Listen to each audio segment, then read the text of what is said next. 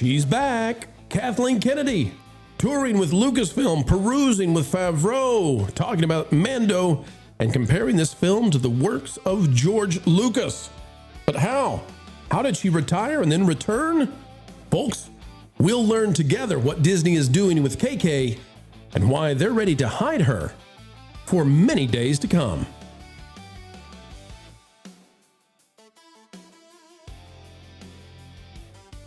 Hello folks, welcome back to the channel that keeps you ahead of the culture curve. Explaining entertainment is what we do, and we never swerve away from the hard truths. Holly Weird, get on standby. As we dive in today, consider clicking the like button. We'll tell you why Kathy is back around Lucasfilm and she's feeling chatty. But Disney, well, tucking her away to some degree. How are they doing it? What's the strategy? We've got answers right now. Kathy's back. Back again. Call a friend and warn them. Kathleen Kennedy has returned. What's the line, Jonas? Somehow Palpatine returned. Somehow can we do that? Kennedy returned. Please. Can anybody do the voice? Can we do that? No? What, an Oscar Isaac voice? It's not called on for often, but okay. From Geeky Tyrant. No, it's just, yeah, it is. Geek Tyrant. Kathleen Kennedy compares Jon Favreau to George Lucas as the Mandalorian Grogu heads to the big screen. Kathleen Kennedy is speaking again? Well, of course she is. And you won't believe where. The Star Wars franchise is gearing up for a major return to theaters, and the Mandalorian Grogu is leading the charge. What started as a streaming hit is now leveling up into a full-blown cinematic event, and according to Kathleen Kennedy, this isn't just a bigger version of the show, it's something much more ambitious. Speaking at the UK fan event, Kennedy opened up about how the film pushes beyond what fans have seen on Disney+. The scale, the tech, and the creative vision all sound like they've been dialed way up. Quote from Kathy, it's entirely on a different level. And I think that's what's excited us when we realized that we had the opportunity to put this on the big screen and now we get to put it on IMAX, makes it even bigger. And I think that we knew as we were creating the series that there was a real opportunity to expand this in a way that we couldn't even imagine. And we pulled together some of the most incredible people inside of ILM, Industrial Light and Magic, who has done all the Star Wars movies, and they have done extraordinary work. And I think what I've been so amazed at in working with John is that he is incredibly innovative in terms of making technology in cinema and moving into the next level, much like what George Lucas did. And I think that's what you'll see in this movie, is it deserves and needed to be on the big screen, and it is, and it's extraordinary. This from Kathleen Kennedy at a Disney event. So what the heck is she doing there? Well, folks, this is from Star Wars, and you may not have seen it, but this is Kathleen Kennedy at one of those events. We'll play the clip of her there with Pedro, Favreau, Sigourney, and of course, the Muppet. It's time for a summer sizzle. No, stop. There they are. There's Kathy off to the side. However, we've looked a lot to try to find more of these kinds of quotes from Kathleen Kennedy. And shockingly, it seems like journalists are having a hard time gaining access to her. I know, it's a surprise. And so I've come to the determination, because we have seen evidence that she's been at these live events, like all of them. Maybe she missed one, but she's been at these things. Yet she's not answering questions. The only thing that we've got from her is from this Geek Tyrant article. So why is Kathy there if Kathy's not answering questions, if she's not part of the fun? And I have a thought on this. I have a thesis, and I'd love to hear what you think. And Jonas, we'll go to you first. I think Kathleen Kennedy, as the producer, probably has a contractual agreement that she gets to be a part of all of this stuff. She gets to be a part of the celebrations, the red carpet, blah, blah, blah, blah, blah. I think she's an executive producer on it, definitely. So she gets all of the perks. But I think Disney is trying very hard to manage making sure this kind of stuff doesn't get out there. They don't want Kathy's name attached. They don't want Kathleen Kennedy speaking for them. They don't want her telling people that Favreau is like George Lucas, because anything she says at this point, any interaction she has at this point, is almost certainly going to hurt the movie. You notice who's not in this video with her or anywhere within her orbit? A certain cowboy-hatted man who clearly pees sitting down. What do you mean? Like, yeah, I feel like they're keeping him away from her because they don't want the stink to rub off. Well, possibly, maybe. Also, is it possible she went to the UK fan event because if people there say bad things about her, they can get arrested? That's Yes, the paddy wagon was ready to go at any point. Yep. Jonas, how is Disney going to handle this? She's going to be at all the premieres, all of the fun stuff, but they got to keep her away from journalists. Yeah, well, she's really not great with journalists unless there's somebody who's serving up softballs. There's so much to go after with Kathleen Kennedy right now. They could talk about the fan narrative of her being the worst, which, I mean, that's not going to go away for a very long time. And if she goes into that, then all of a sudden you have an entire online space that is ready for her to speak. They want her to speak. We all want to cover what she has to say about Star Wars. And we wish that she would be honest, because that's frankly not what she's going to do. She's not going to be honest. She's going to try to give her own version of the truth, which is going to be some cope about how it's all these angry fanboys and these are actually fine movies. It's not me that's the problem. It's you, except that she was given basically the ball on the tee, and they were going to have a robot hit the ball off of the tee, and you hit the button and the robot will hit the ball, and it should be an easy home run. Make a Star Wars film, make $1 billion. Yeah. But if you look this stuff up, you know, there are a few articles now today who are following the Geek Tyrant thing, you know, because now they're quoting it. But outside of that, they've kept it silent. If you look up Kathleen Kennedy in the news, you got to go back to this kind of stuff, you know, before she exited. You got Kathleen Kennedy, a legend in a galaxy that rarely makes them, from the Ankler, and you got a few other things, but she is completely gone from the Mandalorian stuff. A galaxy that rarely makes legends is Star Wars?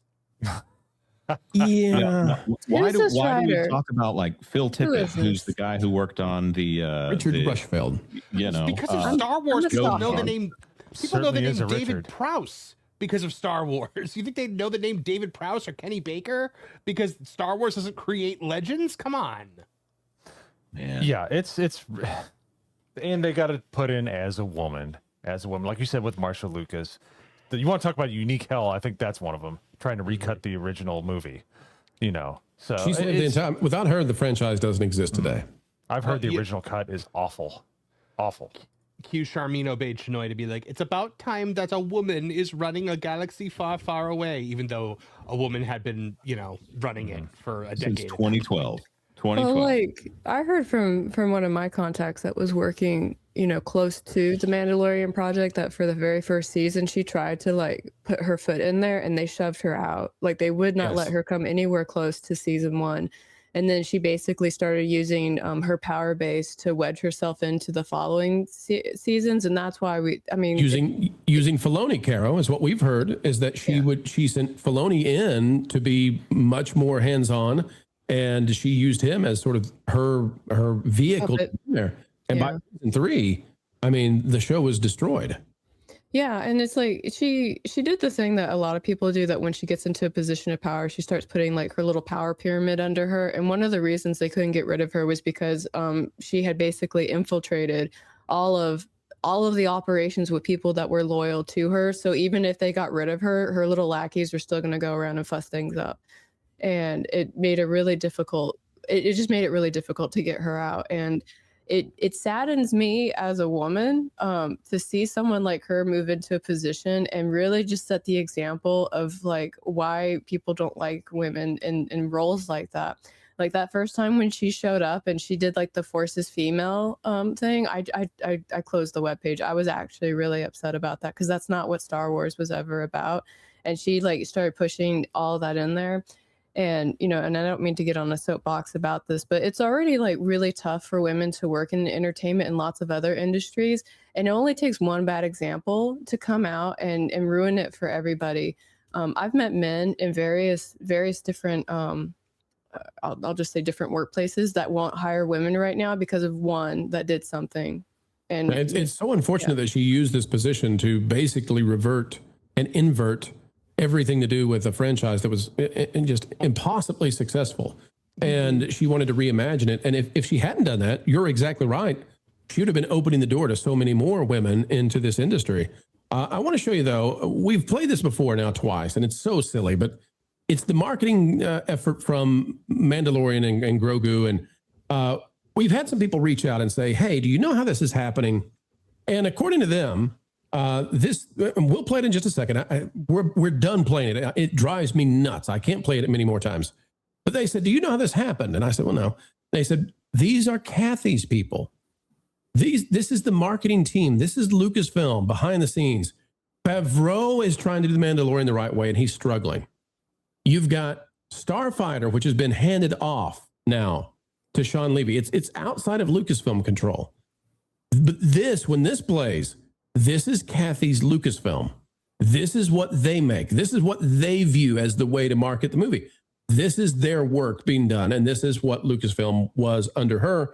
So, folks, one more time, the way that Kathy, as you were saying, Carol, the pyramid underneath her, here's her legacy. Star Wars fans, you're not going to want to miss this in IMAX. We just saw the preview for Mandalorian and Grogu. I have not been this excited in a long time. It was incredible to see Star Wars back on the big screen. There's no other way to watch it, no better way to Sarlacc! It felt like being 11 in the theater with my dad. And it also just reminds you why you fell in love with Star Wars in the first place. You will be oohing and awing at the action, at the duo, and most importantly, at Grogu. And it just never stopped. We'll pause there. It's the perfect place to pause. Dude, Who's the target audience for this ad? Isn't that a great question? But it's Not children. But the people who made it, Kathy's peeps at Lucasfilm, we're told. So this is how they view, and this is why her ghost is still hovering over Star Wars and Lucasfilm to this day. And I don't know how they're going to fix Lucasfilm because they're so incompetent. Have you noticed though that there was this wave of female studio executives, right? You had Kathleen Kennedy, you had Jennifer Salke, you had Jennifer Lee. They're all gone. Yes, All been swept out the door. And it's not so much of like a, and I'm not trying to contest what Caro said. You can. We can fight. Let's go. Okay, all right, come on. No, I don't want to fight Caro. Actually, Carol, get the she can brass. stay up for 3 days. I can't. I'm not dealing with that. I can't handle that smoke. But no, really, it's more of the mindset that comes with. It's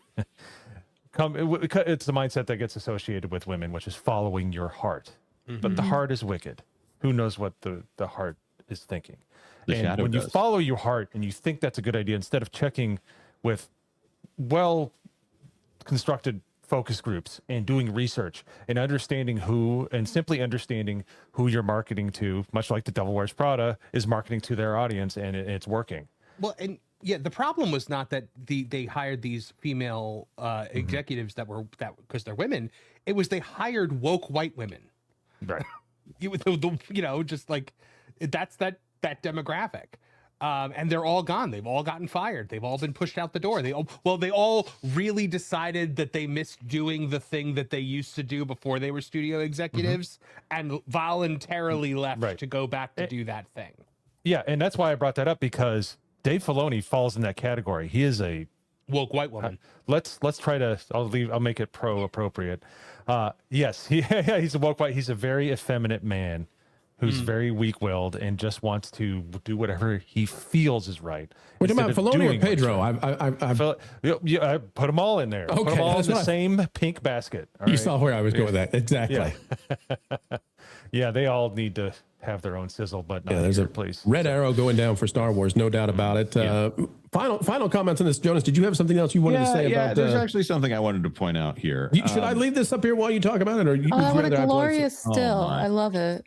A while Crazy back, eyes. Speaking of the look of the rat. Speaking of, oh my, what is that? Oh, it's a Sarlacc. No, it's not. I think it's a crate dragon. Or what's the thing? What's the Mandalorian beast?